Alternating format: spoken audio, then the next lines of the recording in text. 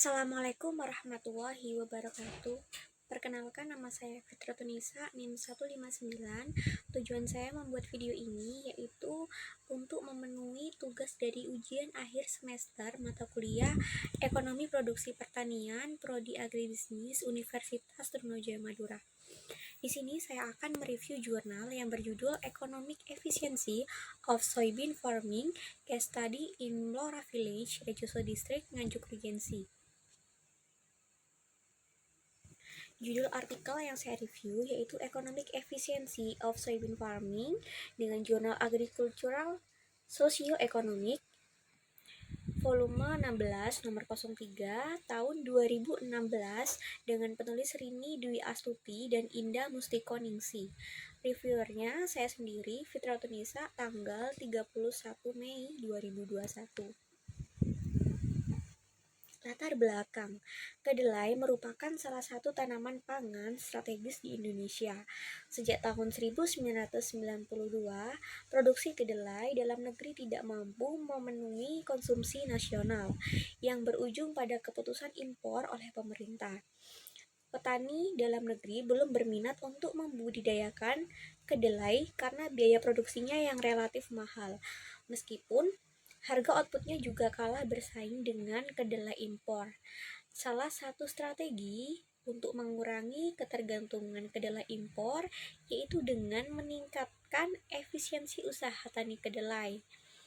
Efisiensi produksi kedelai dalam penelitian ini merupakan kemampuan petani dalam memiliki biaya minimum untuk menghasilkan tingkat produksi kedelai tertentu. Tujuan dari penelitian ini yaitu untuk menganalisis faktor-faktor yang mempengaruhi biaya produksi dan memperkirakan skor efisiensi ekonomi. Metode penelitiannya untuk lokasi penelitian yaitu di Desa Melora dengan populasi penelitian sebanyak 834 petani. Sampel penelitian ini diambil dengan metode stratified random sampling. Untuk metode analisis datanya di sini menggunakan fungsi biaya Cobb-Douglas Stochastic Frontier yang selanjutnya yaitu dihitung dengan skor efisiensi ekonomi atau efisiensi biaya dengan menggunakan nilai AIC dan juga nilai SIC. Selanjutnya, teknik pengumpulan datanya di sini diambil melalui wawancara dan juga dokumentasi. Nah, selanjutnya ada hasil dan pembahasan. Yang pertama ada tabel output 1, yang mana pada tabel ini merupakan tabel estimasi fungsi biaya menggunakan Maximum Likelihood Estimation atau MLE yang terpotong. Nah, di sini dapat kita ketahui bahwasanya dalam menganalisis faktor-faktor yang mempengaruhi produksi kedelai di Desa Melora terdapat 7 variabel yang mempengaruhi biaya produksi minimum, yaitu ada sewa lahan, harga benih, harga pupuk, harga pestisida, harga irigasi, kemudian upah tenaga kerja, dan jumlah produksi. Nah, dari variabel-variabel ini yang berpengaruh positif terhadap biaya produksi yaitu ada variabel sewa lahan, harga pupuk, harga pestisida, harga irigasi sumur bor, dan juga jumlah produksi. Sedangkan di sini juga terdapat variabel yang tidak berpengaruh ataupun berpengaruh secara negatif, yaitu ada variabel harga benih dan juga variabel upah tenaga kerja.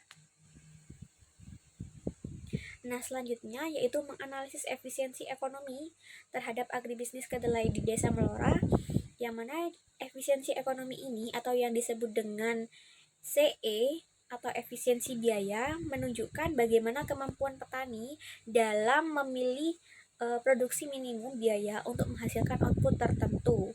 Jika pada skor CE sama dengan 1, maka usaha tani tersebut itu dikatakan efisiensi ekonomi penuh.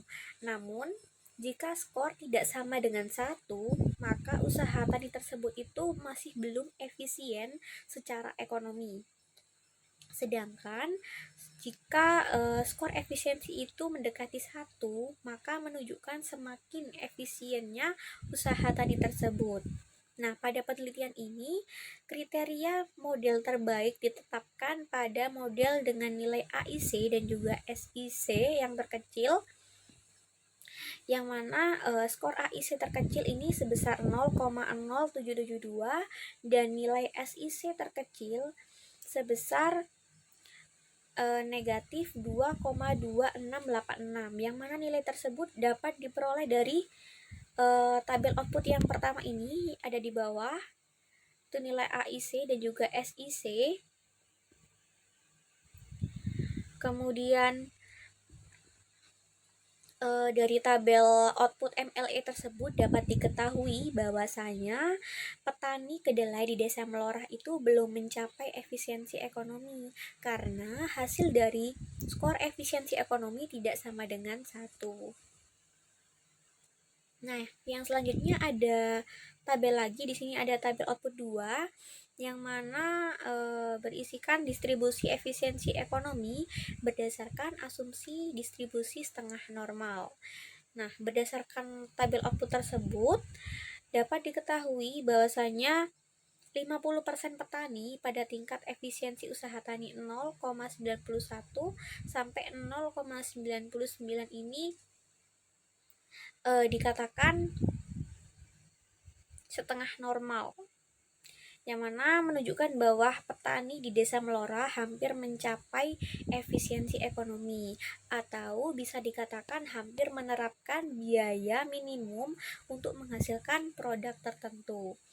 Rata-rata efisiensi usaha tani di sini diketahui sebesar 0,851 jika petani yang berada pada tingkat efisiensi ekonomi rata-rata mampu mencapai tingkat efisiensi ekonomi, maka mereka akan menghemat biaya produksi sebesar 11% atau 0,995 yang diperoleh dari output tersebut ada di nilai maksimum. Selanjutnya, maka dari penjelasan tersebut atau jurnal tersebut dapat diketahui kelebihan dari penelitian ini, yaitu bahasa yang digunakan sangat mudah untuk dipahami, kemudian kesesuaian judul dengan isi jurnal sudah baik karena disertakan juga outputnya analisis frontier, kemudian dalam pembahasannya sudah menjawab rumusan masalah yang ada, kemudian kesimpulannya juga sudah dijabarkan pada jurnal dan mencakup semua inti dari masalah yang dibahas di jurnal. Selanjutnya untuk kelemahannya di sini tidak dijelaskan mengenai bagaimana sih tahapan dalam perhitungan efisiensi ekonomi. Kemudian tidak dijelaskan juga berapa skor yang termasuk faktor yang berpengaruh positif maupun negatif dari produksi kedelai, dan untuk teorinya yang digunakan cuma sedikit atau terbatas. Kemudian untuk kesimpulannya, berdasarkan hasil penelitian dapat disimpulkan bahwa petani kedelai di Desa Melora itu belum mencapai efisiensi ekonomi.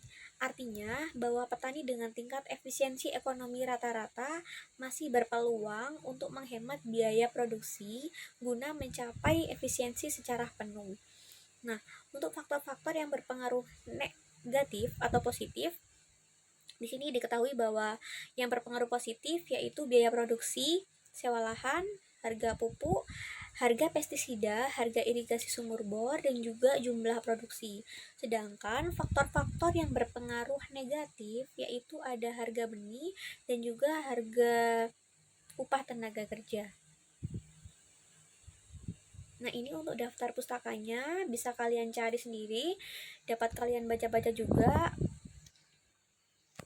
Terima kasih atas waktunya. Demikian presentasi dari saya. Kurang lebihnya saya mohon maaf. Wassalamualaikum warahmatullahi wabarakatuh.